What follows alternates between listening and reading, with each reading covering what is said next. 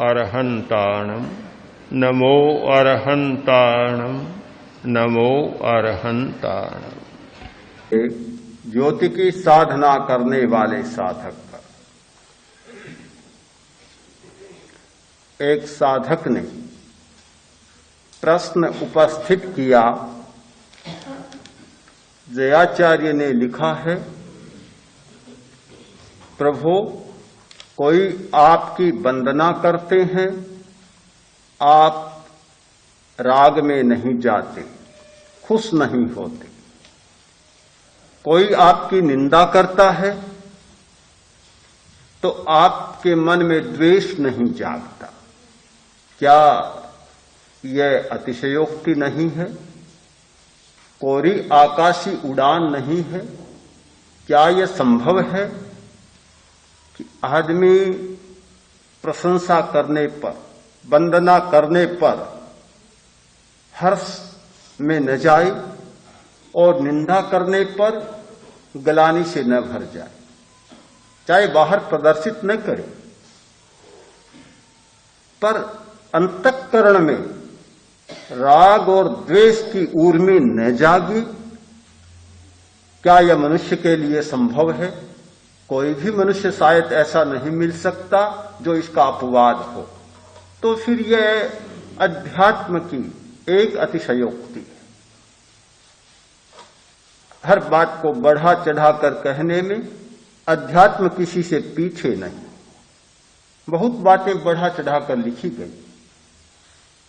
प्रश्न बहुत स्वाभाविक है। यदि हम अपने अपने अंतःकरण को टटोलें तो इसका उत्तर भी बहुत स्वाभाविक है। उत्तर यही होगा कि प्रशंसा, वंदना, स्तुति की बात जब आती है तो मन जाने अनजाने उछल पड़ता है, और जहां कहीं भी आलोचना, निंदा की बात आती है, तिलमिला उठता है मन। हर व्यक्ति में यह घटित होता है। इसलिए प्रश्न को अस्वाभाविक नहीं मानता, बहुत स्वाभाविक मानता। तो फिर अतिशयोक्ति ही माने इस बात को। इसका उत्तर पाने के लिए हमें कुछ गहरे में जाना होगा, दूसरे जगत की यात्रा करनी होगी। जिस जगत में हम जीते हैं उस जगत में इसका कोई समाधान नहीं, और उस जगत में यह अत्युक्ति ही माननी होगी, बिल्कुल अत्युक्ति। किंतु दूसरे जगत की यात्रा करने पर इसका दूसरा पहलू हमारे सामने आता है। एक हमारे भीतर का जगत है, अंतर का जगत, जो निमित्तों के जगत से परे हट जाता है। एक निमित्तों का जगत, परिस्थितियों का जगत और वातावरण का जगत। दूसरा है वातावरण से परे का जगत, जहां गुरुत्वाकर्षण समाप्त हो जाता है। गुरुत्वाकर्षण के समाप्त होने पर जो भारहीनता की स्थिति आती है वह गुरुत्वाकर्षण की सीमा में कभी नहीं आती। गुरुत्वाकर्षण की सीमा में रहने वाले का सिद्धांत एक प्रकार का होगा, तो भारहीनता की स्थिति का सिद्धांत दूसरे प्रकार का होगा। काल की स्थिति बदल जाती है, भार की स्थिति बदल जाती है, खराबी नहीं होती, बूढ़ापा नहीं होता, चीज पुरानी नहीं होती, सारे नियम बदल जाते। हमारा एक दूसरा जगत है, उपादान का जगत, जिस जगत पर हमने अभी जीवन जिया नहीं है और जीना जानते नहीं है। जयाचार्य ने जो लिखा है वह दूसरे जगत का अनुभव लिखा है। भला वह हमारे जगत के लोगों की कैसे समझ में आ सकता है? उनको तो अत्युक्ति ही लगेगी, उनको तो यही लगेगा कि गप्प मार दी, सच्चाई नहीं है। बिल्कुल उनका सोचना भी गलत नहीं है, क्योंकि उनका यही अनुभव है। जिसका जैसा अनुभव होता है वह उसी सीमा में सोच सकता है, उससे परे उसे सोचने का अधिकार भी प्राप्त नहीं होता। अपना अपना एक अलग क्षेत्र होता है। अध्यापक ने विद्यार्थी को गणित का हिसाब दिया, एक बार ठीक किया, गलत निकला। दूसरी बार उसने फिर ठीक किया, गलत निकला।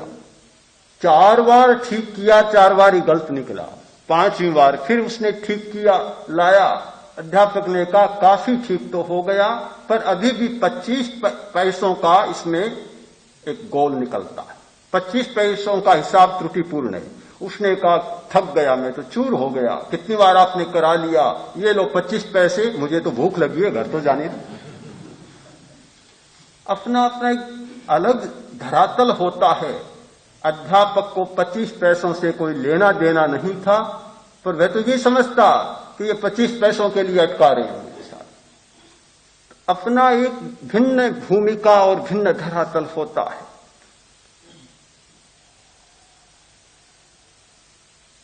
वंदना होने पर खुशी नहीं होती और निंदा पर नाराजगी नहीं होती। ये कब संभव है? हम निमित्तों से परे हटकर और उपादान का परिष्कार कर लें। राग और द्वेष ये कोई मूल दोष नहीं है, मूल नहीं है। मूल दोष है मोह, मूर्छा। जड़ है मूर्छा। जब तक मूर्छा विद्यमान है, मोह विद्यमान है, तब तक राग और द्वेष होता रहेगा, फजीतियां जन्म लेती रहेगी। जब तक मियां बीवी दोनों विद्यमान होती ही रहेंगी। जब तक मूर्छा नहीं टूटती है, कभी राग कभी द्वेष चलता ही रहेगा। ये चक्का कभी बंद होने वाला नहीं है, क्योंकि भीतर में तो आग सुलग रही है। अंतर की आग सुलग रही है तो ये ताप तो आता ही रहेगा, कभी रुकेगा नहीं। जयाचार्य ने लिखा है, वह उस दुनिया में प्रवेश करके लिखा है, उपादान की दुनिया को सामने रखकर लिखा है, प्रभु आपने दावानल को समाप्त कर दिया, दावानल को बुझा दिया। जब दावानल ही बुझ गया, आग ही बुझ गई, तो फिर चाहे वंदना हो और चाहे निंदा हो, कुछ भी नहीं होगा। सब भीतर से आता है, भीतर ही सूख गया, तो फिर तो बाहर से कुछ भी आए कोई पता ही नहीं होगा। हमारी 2 दृष्टियां होती हैं, एक निमित्तों को मिटाने की दृष्टि, परिस्थिति को बदलने की दृष्टि, और दूसरी उपादान के परिष्कार की दृष्टि। हर क्षेत्र में दोनों दृष्टियां मिलती है। चिकित्सा के क्षेत्र में दोनों दृष्टियां हैं। रोग होता है, दबा दो। कुछ लोग सोचते हैं दबाने से क्या होगा, फिर उभर आएगा, समाप्त कर दो। माना जाता है एलोपैथी की पद्धति रोग को दबाने की पद्धति है। इतनी तेज दवा दी जाए कि बीमारी एकदम दब जाए। आजकल तो यह आम बात हो गई कि तेज बीमारी है, एक बार तो एलोपैथी लो जिससे कि दब जाए, एक बार शांत हो जाए, और फिर इसका स्थायी इलाज करा लेना। वे स्वयं मानते हैं कि यह कोई स्थायी इलाज नहीं है। डॉक्टर स्वयं कहते हैं कि हमारे पास कोई स्थायी इलाज नहीं है। लेते जाओ, कोर्स करते जाओ, कोर्स करते जाओ। डिसेंटरी है, क्रॉनिक डिसेंटरी है, डॉक्टर स्वयं कहता है कि कोर्स लो और एक बार ठीक हो जाएगी। फिर 5-4 महीने के बाद जब फिर सताने लगे, फिर एक बार कोर्स पूरा कर लेना। यह क्रम चालू ही रहेगा, कब तक जीवोगे तब तक, जीवन भर चालू रहेगा। तो एक दृष्टिकोण है रोग को दबाने का, शांत रखने का। शांत रखते जाओ, खाते पीते जाओ, और जब सताने लगे तो फिर दवा ले लेना। दूसरा दृष्टिकोण है कि जड़ मूल से बीमारी को समाप्त कर दिया जाए। राजनीति के क्षेत्र में भी दोनों दृष्टियां मिलती है। पुराने इतिहास में मिलता है कि कुछ राजे ऐसे थे जो शत्रु को दबा देते थे, और कुछ ऐसे थे, चाणक्य ने जैसा लिखा कि छोटे से अंकुर को भी उखाड़ फेंको, जहां भी मालूम पड़े कि शत्रु है उखाड़ फेंको, बढ़ने के बाद बहुत भारी पड़ जाएगा। दोनों प्रकार की दृष्टियां रही है। कुछ लोग दबाते रहते हैं, अगर यह स्थिति नहीं होती तो पृथ्वीराज परास्त नहीं होता और हिंदुस्तान पराधीन नहीं होता। इधर तो आक्रमण हो रहा है और उधर वह इस प्रयत्न में लगा है कि शत्रुओं को शांत करो, और अपने विलास में लगा है, ध्यान ही नहीं देता वास्तविकता पर। दूसरी ओर दूसरी दृष्टि भी मिलती है, तो राजनीति के क्षेत्र में भी दोनों दृष्टियां मिलती हैं। अध्यात्म के क्षेत्र में भी ये दोनों दृष्टियां हैं, दबाने की और समाप्त करने की, और एक सीमा तक आवश्यक भी होती। आवश्यक है, एक तेज बीमारी आ गई, इतनी तेज, यदि तत्काल उसका उपाय नहीं किया जाए तो संभव है प्राणांत ही हो जाए। उस समय कोई सोचे कि स्थायी इलाज करें। स्थायी इलाज किसका होगा? स्थायी रहेगा ही नहीं, होगा किसका इलाज? एक बार दबाना भी अनावश्यक नहीं होता, शांत करना भी अनावश्यक नहीं होता, मुंह बंद करना भी शत्रु का अनावश्यक नहीं होता, किंतु उसके पीछे वह दृष्टि बराबर यदि हमारी रहे कि बीमारी को जड़ से उखाड़ फेंकना है, अगर वह दृष्टि गौण हो जाए तो यह दृष्टि खतरनाक भी बन जाती।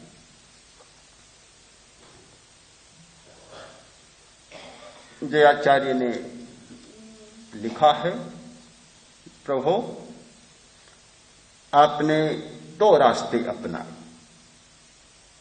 एक शांत करने का और दूसरा समाप्त करने का।